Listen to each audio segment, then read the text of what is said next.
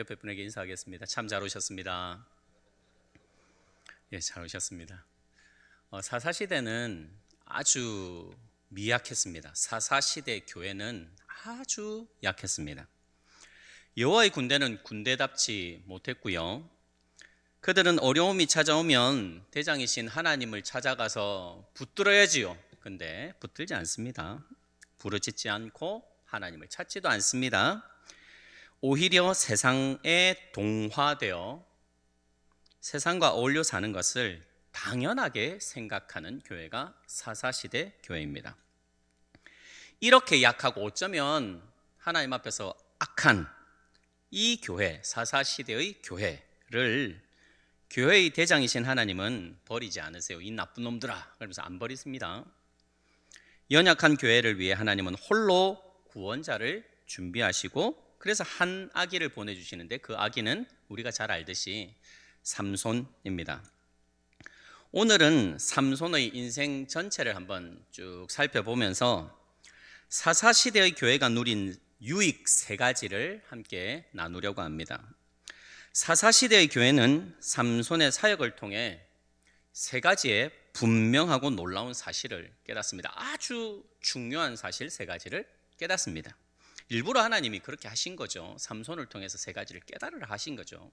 첫 번째로 삼손을 통해 교회는 교회의 대적이 누구인지 분명하게 알게 됩니다. 교회의 대적이 누구인지 분명하게 알게 되는 유익을 누립니다. 교회는 사실 전혀 모르고 있거든요. 누가 교회의 적인지, 누가 교회의 편인지 교회는 전혀 모릅니다. 군사는 군대 가보십시오. 피와 식별을 잘해야 합니다. 누가 내 편인지, 누가 적인지를 잘 식별해야 됩니다. 그래야 싸울 수 있지요. 누군지를 모르는데 어떻게 싸웁니까? 아군한테 총질할 겁니까? 교회가 지금 아무것도 모릅니다. 당대의 교회, 그 당대의 교회, 사사시대의 교회의 대표적인 대적은 블레셋인데 그 블레셋을 적으로 알지 못합니다. 블레셋은 삼손 때부터 시작해서 사무엘 그리고 사울 왕, 심지어 다윗 왕 때까지 이 긴 시간 동안 교회의 대표적인 대적입니다. 블레셋은 철병거를 가진 막강한 민족이고요. 그래서 다윗 때에 가서야 겨우 정복합니다. 그만큼 블레셋이 막강합니다. 더욱이 삼손 때는, 지금 삼손 때는요, 블레셋이 40년 동안 교회를 괴롭힌 때입니다. 그래서 하나님은 교회의 구원자로 삼손을 보내주십니다. 삼손은 이 사명을 알고 홀로 블레셋과 싸웁니다. 얼마나 열심히 싸우는지 모릅니다. 이게 사사기 14장과 15장 내용입니다. 삼손이 블레셋을 건들자 블레셋이 결국은 군대를 이끌고 교회로 쳐들어옵니다. 자, 여러분, 교회의 적인 블레셋이 교회로 쳐들어왔습니다. 그럼 어떻게 합니까? 교회는 싸워야 되지요. 적을 알고 싸우는 게 마땅합니다. 그런데 어떻게 하는지 한번 보십시오. 어처구니가 없습니다. 한번 같이 읽겠습니다. 사사기 15장 10절과 11절입니다. 같이 읽습니다. 유다 사람들이 이르되 너희가 어찌하여 올라와서 우리를 치느냐? 그들이 대답하되 우리가 올라온 것은 삼손을 결박하여 그가 우리에게 행한 대로 그에게 행하려 함이로다 하는지라. 유다 사람 3,000명이 에담 바위 틈에 내려가서 삼손에게 이르되 너는 블레셋 사람이 우리를 뭐 하는 줄? 다스리는 줄을 알지 못하느냐? 네가 어찌하여 우리에게 이같이 행하였느냐라고 합니다. 이게 무슨 상황이냐면 블레셋이 찾아와서 유다 지파 하나님의 교회를 치려 갑니다. 그러면 싸워야죠. 근데 어떻게 하냐면 이 유다 지파가 뭐라 그러냐면 왜 올라왔니? 우리는 삼손 잡으러 왔어. 뭐? 삼손? 우리의 구원자로 하나님이 보내주셨잖아. 이 내 이놈 하고 싸워야죠. 근데 어떻게 하냐면 삼손한테 가서 다그칩니다. 삼손아, 네가 왜 괜히 긁어 부스럼을 만드냐? 블레셋이 우리를 뭐 하는 줄? 다스리는 줄 알지 못하느냐라고 도리어 삼손을 책망하는 장면이 이 장면입니다. 여러분, 질문드립니다. 교회의 주인이 누구십니까? 교회의 주인 누구십니까? 교회를 다스리는 분은 누구십니까? 교회의 통치자는 누구시죠? 하나님. 그런데 유다 사람들은 지금 뭐라 대답합니까? 우리 신앙의 선배들이 뭐라 얘기합니까? 블레셋이 우리를 다스리는 줄 알지 못하는, 심각한 겁니다. 지금 하나님 모릅니다.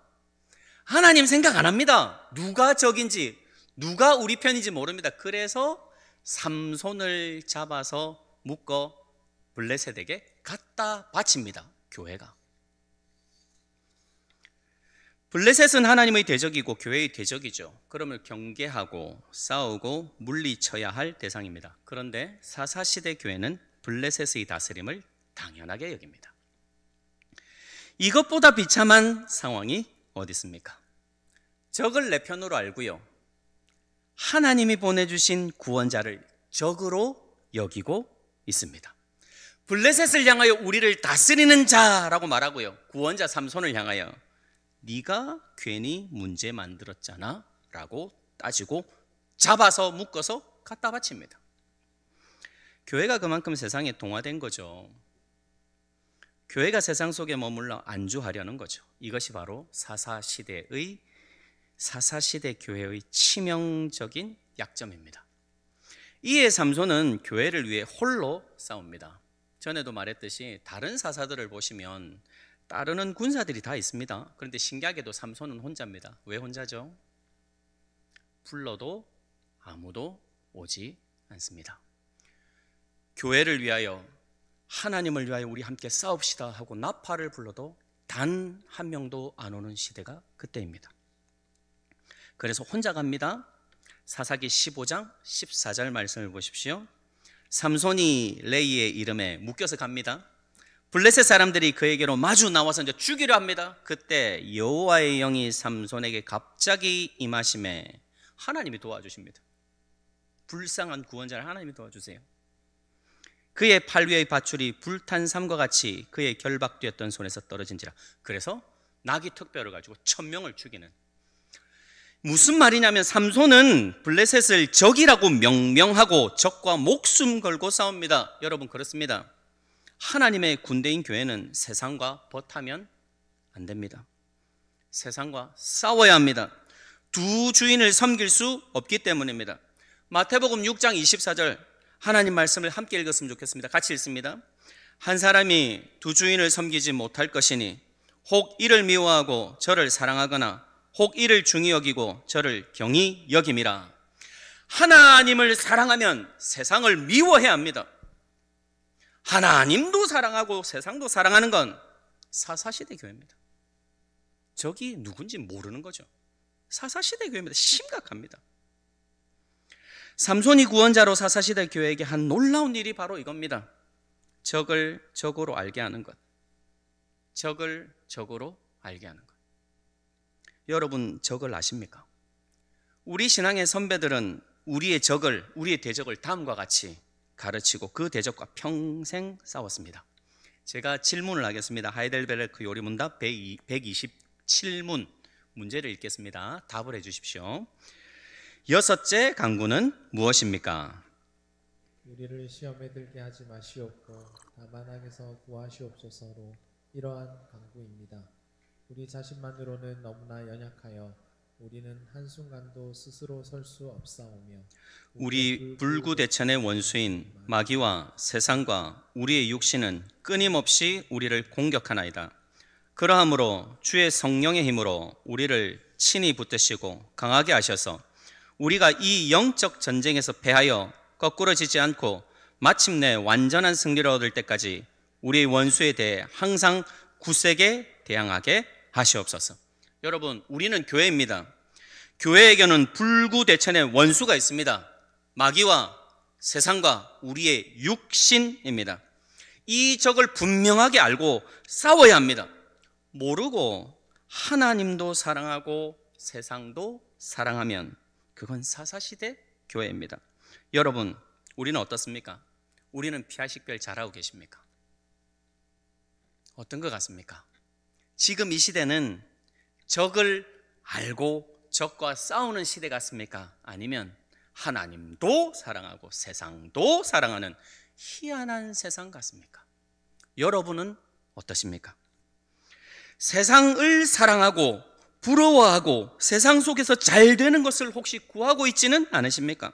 삼손은 이런 우리에게 분명한 가르침을 줍니다. 적을 적으로 알라. 적과 싸우는 자가 여호와의 군사다 라는 아주 놀라운 가르침을 줍니다. 사랑하는 성도 여러분, 우리는 싸움하러 이 땅에 왔습니다. 아멘이십니까? 옆에 분에게 한번 얘기해 주겠습니다. 우리는 싸움하러 왔습니다.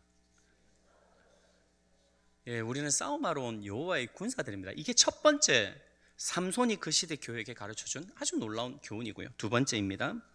삼손은 교회의 영광과 권세가 얼마나 놀라운지, 교회의 영광과 권세가 얼마나 놀라운 것인지를 가르쳐줍니다. 교회가 원래 어떤 존재인지 삼손이 잘 가르쳐주는데요. 사사기 16장 1절과 2절을 한번 같이 읽겠습니다. 함께 읽습니다. 삼손이 가사에 가서 거기서 한 기생을 보고 그에게로 들어갔더니 가사 사람들에게 삼손이 왔다고 알려지매 그들이 곧 그를 애워싸고 밤새도록 성문에 매복하고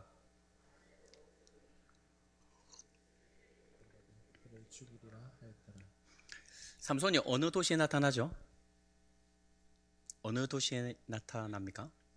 이 중요해서 질문을 드립니다. 가사라는 도시에 나타납니다. 가사. 블레셋은 5개 도시 연맹체입니다. 가사, 아스글론, 아스돗, 에그론, 가드. 이 5개 도시 연맹체가 블레셋입니다. 근데 이 5개 도시 중에 이스라엘에서 가장 가까운 땅이 어디냐면, 그러니까 소라 땅에서 이 삼손의 고향 소라 땅에서, 그래서 이스라엘 땅에서 가장 가까운 땅을 찾으라면 어디냐면 가드입니다. 가드. 근데 삼손은 가드에 나타나지 않습니다. 그것보다 먼 아스글론, 아스돗, 에글론에도 나타나지 않습니다. 삼손은 국경으로부터 가장 멀리 떨어져 있는, 다른 말로 하면 적진의 가장 깊은 곳에 나타납니다. 이게 가사입니다. 사실 삼손은 혼자죠. 1입니다. 1. 적은요 5개 도시 연맹체로 정예 군대입니다. 수천 수만 명이 있습니다. 1대 다로 싸워야 합니다. 그러면 어떻게 싸워야 지혜로운 겁니까? 게릴라 전술이 제일 좋죠. 밤에 살짝 들어가가지고 국경을 딱 넘어가가지고 확 불지르고 도망쳐 나오면 되잖아요. 그리고 숨으면 됩니다. 이게 가장 삼손에게 가장 유리한 전술입니다. 그러나 삼손은 국경 근처에 머물지 않습니다. 국경으로부터 가장 먼 도시를 선택합니다. 그리고 밤이 아니고 한낮에 걸어 들어갑니다. 제일 멉니다. 엄청나게 멉니다. 요 앞에 한 5km, 10km 되는 그런 거리 아닙니다. 엄청 먼 거리에 가장 중심부에 가장 깊은 곳 가사에 딱 가서 낮에 그 도시에 걸어 들어갑니다. 그래서 사람들이 보고 저놈 잡아 죽여야 되겠다. 그리고 밤까지 기다리죠. 이에 사사기 16장 3절을 보시면 아주 놀라운 일을 벌입니다. 한번 같이 읽겠습니다. 사사기 16장 3절입니다. 삼손이 밤중까지 누워있다가 그 밤중에 일어나 성 문짝들과 두 문설주와 문빗장을 꿰어 가지고 그것을 모두 어깨에 메고 헤브론 옥산 꼭대기로 가니라. 여러분 홀로 한번 상상을 해보십시오. 잘 자다가 일어나가지고 이제 잡아 죽이려고 하는데 탁 잠복해 있는데 벌떡 일어나더니만 성문을 뽑아 들고 그 성을 유유히 걸어 나갑니다. 이게 무슨 말입니까? 성문을 차지했다는 말은 그 성을 차지했다는 말입니다. 옛날 시대는 제일 지키는 게 어디죠? 그 성문 꽉 문 닫고 그 성문 넘어가서 치잖아요. 근데 성문을 뽑혔다는 말은, 성문을 빼앗겼다는 말은 그 성을 차지했다는 말입니다. 지금 적군을 다 물리치고 적군이 깜짝 놀라가지고 지금 뒤집어지는 상황인 거죠. 아무것도 못합니다. 여러분, 이게 바로 교회의 영광과 교회의 권세입니다. 삼손이 보여주는 교회가 얼마나 영광스럽고 얼마나 권세가 대단한지를 보여주는 대표적인 장면입니다. 교회의 대적들이 아무리 준비하고 아무리 공격하고 아무리 매복하고 해도 절대로 교회의 대적들은 교회를 이길 수 있습니까? 없습니까? 없다는 겁니다. 그걸 보여주는 게 바로 이 장면입니다. 도리어 주님의 교회가 대적의 성문을 차지하지요. 사실 이 말씀은 창세기 22장에 나오는 아브라함에게 주셨던, 아브라함을 통하여 생길 교회에게 주셨던 아주 놀라운 하나님의 약속입니다. 한번 제가 읽어드리겠습니다. 22장 17절. 내가 내게 큰 복을 주고 내 씨가 크게 번성하여 하늘의 별과 같고 바닷가의 모래와 같게 하리니 내 씨가 그 대적에 뭘 차지하리라? 성문을 차지하리라. 이 말씀이 삼손에게서 이루어지는 겁니다.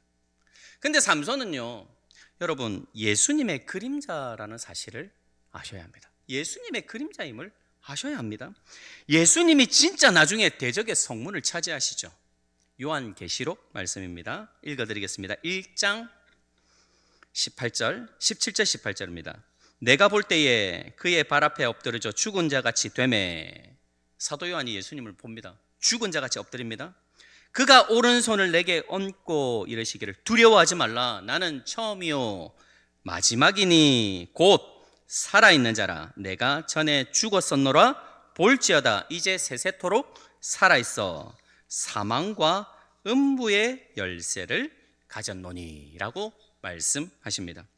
여러분, 예수님이 사단 마귀의 가장 중심부, 가장 깊은 곳, 바로 죽음으로 걸어 들어가시고요, 그 죽음이라는 대적의 모든 권세를 부수시고 사망과 음부의 열쇠를 취하시고 그 문을 열고 나오시는 사건, 부활을 의미하는 겁니다. 사실 마귀는 예수님을 십자가에서 잡아서 죽일 때 자기가 이긴 줄 알았어요. 예수를 죽이면 끝나는 줄 알았습니다. 근데 그게 다 예수님의 작전이죠. 예수님은 죽음, 사망과 음부, 적진의 가장 깊은 곳까지 스스로 내려가시고 그곳에 갇혀 사로잡혀 영원한 죽음 가운데 살아야 하는 자기 백성들, 우리를 다 데리시고 다시 살아 부활하셨다는 말씀입니다.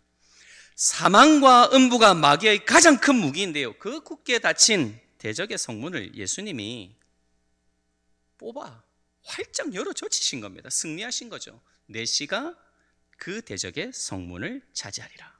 아브라함에게 주셨던, 교회에게 주셨던 약속이 삼손에게서 예고편으로 등장하고 예수님이 참으로 대적의 성문을 취하시는 사건, 이게 연결되는 거죠. 그러므로 여러분, 우리는 마귀와 세상과 우리의 육신을 적으로 삼고 치열하게 싸우되 절대 두려워할 필요가 없습니다. 한번 따라서 하시겠습니다. 절대 두려워하지 마십시오. 왜 두려워하지 말아야 합니까? 왜 두려워하지 말아야 되죠? 사망과 음부의 열쇠를 누가 쥐고 계시죠? 예수님이 쥐고 계십니다. 히브리서 2장 14절 15절에 이런 말씀이 있습니다. 자녀들은 혈과 육에 속하였음에 그도 또한, 예수님도 또한 같은 모양으로 혈과 육을 함께 지니셨다. 이는 죽음을 통하여 죽음의 세력을 잡은 자 곧 마귀를 멸하시며 또 죽기를 무서워함으로 한평생 매여 종노릇하는 모든 자들을 놓아주려 하심이니. 그랬습니다. 여기 보이시죠? 죽음을 무서워함으로 한평생 매여 종노릇하는 모든 자가 누굴까요? 우리. 죽기를 무서워함으로 한평생 마귀에게 종노릇한다는 겁니다. 마귀가 뭘 가지고 우리를 협박하냐면 죽음을 가지고 협박을 하는 거예요. 여러분, 직장에서 불법을 행하면 됩니까? 안 됩니까? 그리스도인이 직장에서 사람 의지하면 됩니까? 안 됩니까? 직장에서 인맥이라는 줄타기 하려고 막 손 비비고 하나님 싫어하는 일 해도 됩니까? 안 됩니까? 안 되지요. 근데 왜 하죠, 그거? 왜 하는 것 같습니까? 죽기 싫어서 하는 겁니다. 죽기 싫어서. 무슨 말이냐면 죽음이 무섭기 때문에 죄를 짓는다는 말입니다. 그 말씀이 히브리서 2장 14절 말씀입니다. 죽기를 무서워함으로 한평생 마귀에게 매어 종노릇하는 게 사람이라는 거예요. 그럼 반대로 해보시죠. 죽음을 각오하면 죄를 이길 수 있다는 말입니다. 우리는 죽음을 무서워할 필요가 없습니다. 왜죠? 누가 사망과 음부의 열쇠를 가지고 계십니까? 예수님. 사망과 음부의 열쇠를 예수님이 가지고 계시니 죽기를 각오하고 내가 죽음으로 들어가면, 그 예수님 진짜 믿는 자는 죽음으로 들어가면 죄 안 지을 수 있다는 겁니다. 여러분, 똑같습니다. 여러분도 사람과의 관계에서 죄를 짓는 이유를 잘 생각해 보십시오. 왜 남을 나보다 높게 못 여기죠? 원수를 왜 기도하지 못하고 용서하지 못하고 사랑하지 못하죠? 왜 모든 사람과 화평하려고 하지 않습니까? 내가 손해볼까 봐 순종하지 않는 겁니다. 무시당할까 봐 안 하는 겁니다. 저 사람 잘난 척하고 소문내는 거, 그게 싫은 겁니다. 이게 다 죽음에 대한 공포예요. 죽음에 대한 공포를 느끼면 죽음이 무서우면 죄를 짓고요. 죽음이 무섭지 않으면, 죽기를 각오하면 죄를 이길 수 있는 겁니다. 기억하십시오. 사망과 음부의 열쇠를 예수님이 가지고 계심을 기억하실 수 있기를 주의 이름으로 간절히 소원을 드립니다. 그러면 두려워할 필요가 없습니다.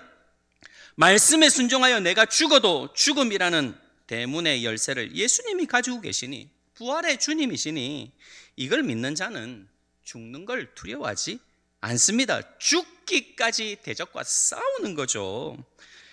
예, 왜 그렇습니까? 예수님이 뭐 여기서 살리시든, 부활의 주님이시니까 여기서 살리시든, 아니면 더 좋은 저기서 살리시든, 죽음과 사망과 음부의 열쇠를 가지고 계신 예수님을 믿으면, 대적의 성문을 넣는 교회의 영광과 권세를 기억하시면 죽는 것 별로 두렵지 않고요, 언제나 순종할 수 있습니다.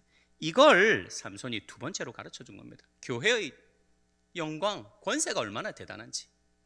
마지막으로 삼손의 이야기를 통해 우리는 교회의 대적이 당할 비참한 끝을 정확하게 알 수 있습니다. 교회의 대적이 당할 비참한 끝을 우리는 알 수 있습니다. 교회의 대적은 어떻게 됩니까? 사사기 16장 30절 말씀 같이 읽겠습니다. 함께 읽습니다. 삼손이 이르되 하여 몸을 굽히매 그 집이 곧 무너져 그 안에 있는 모든 방백들과 온 백성에게 덮이니, 삼손이 죽을 때에 죽인 자가 살았을 때에 죽인 자보다 더욱 많았더라. 이 장면은 잘 아시죠? 신전에 모여 있는 블레셋 사람들과 함께 죽습니다. 3,000명이 넘습니다. 근데 중요한 건요, 그 안에 모든 방백들이 함께 있습니다. 블레셋의 모든 방백. 이 방백이라는 단어는 군주, 통치자, 귀족이라는 단어입니다. 블레셋이라는 나라의 리더들이 다 삼손의 재주 부리는 장면을 구경하러 온 겁니다. 거기에 삼손이 기둥을 잡고 넘어지죠. 그래서 그들에게 덮이니라고 하는데, 이 덮이니라는 단어는 위에라는 단어입니다. 위에 건물이 무너져서 돌멩이가 떨어지면 어떻게 됩니까? 여기에 돌멩이가 떨어지면 어떻게 되죠? 머리가 깨져서 죽습니다.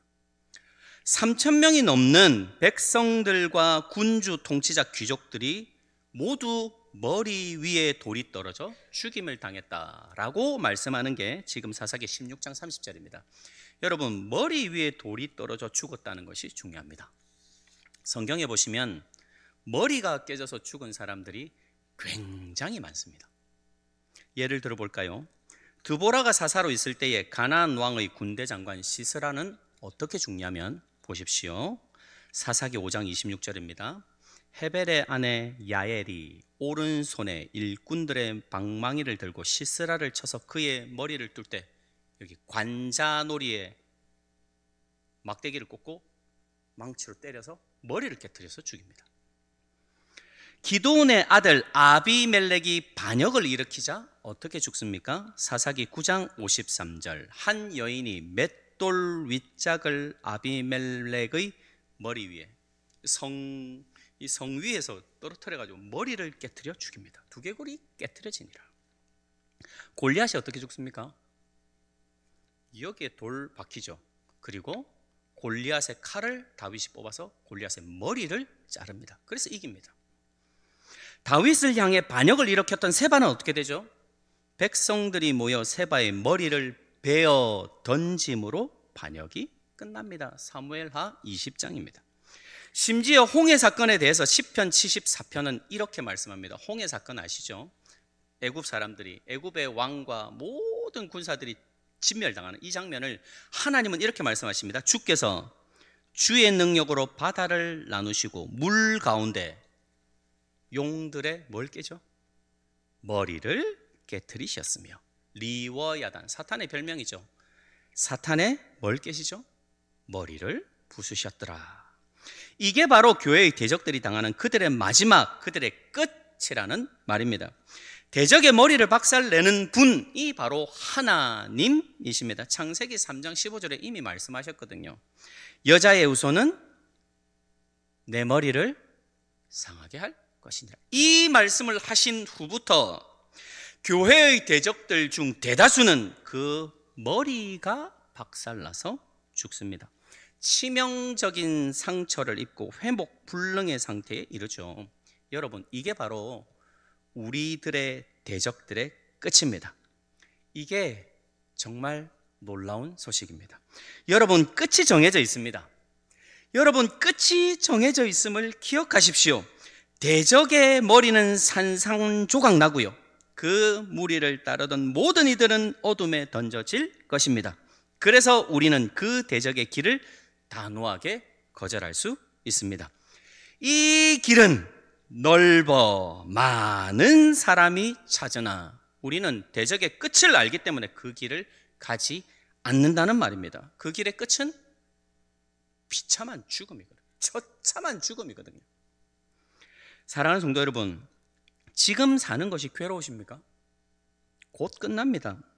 지금 사는 것이 너무 힘이 드십니까? 조금만 더 버티십시오. 끝납니다. 하나님을 떠난 세상이 가는 길, 수많은 사람들이 찾는 그 길이 혹시 부러우십니까? 끝을 기억하십시오. 그럼 인내할 수 있습니다. 대적의 절망적인 끝이 있고요, 그래서 우리에게는 어떤 끝이 있냐면 영광스러운 끝이 있습니다. 사랑하는 성도 여러분, 앞이 안 보이죠? 앞이 안 보여가지고 불안할 때가 많지요. 그때 뭘 생각해야 되냐면 끝을 생각하셔야 됩니다. 대적의 끝과 우리의 영광스러운 끝을 반드시 기억하셔야 합니다. 그러면 불안해하시지 않습니다. 앞이 잘 안 보여서 불안한데요, 멀리 있는 끝을 바라보고, 성경이 가르치는 그 끝을 바라보고 우리는 인내하고 소망하면서 그 끝을, 이 여호와의 군사의 삶을 끝까지 걸어갈 수 있다는 겁니다. 끝을 기억하면 인내할 수 있습니다. 사랑하는 성도 여러분, 세 가지입니다. 교회의 적을 바로 알아야 합니다. 그래야 싸울 수 있습니다. 교회는 대적의 성문을 차지합니다. 대적은 교회를 어떻게 할 수 없습니다. 그러므로 두려워하지 마십시오. 마지막으로 오늘도 우리는 이 좁은 길을 인내하며 걸어가야 합니다. 왜냐하면 대적의 끝과 우리의 끝이 결정되어 있으니 오늘도 즐겁게 예수님 따라 불안해하지 말고 걸어갈 수 있는 겁니다. 사랑하는 성도 여러분, 삼손이 가르쳐주는 교회가 알아야 할 세 가지, 이 놀라운 사실을 꼭 기억하시고 적과 싸우시고, 적과 끝까지 싸우시고, 소망을 가지고 인내하시면서 걸어가시는 우리 모두가 되기를 주님의 이름으로 간절히 소원드립니다.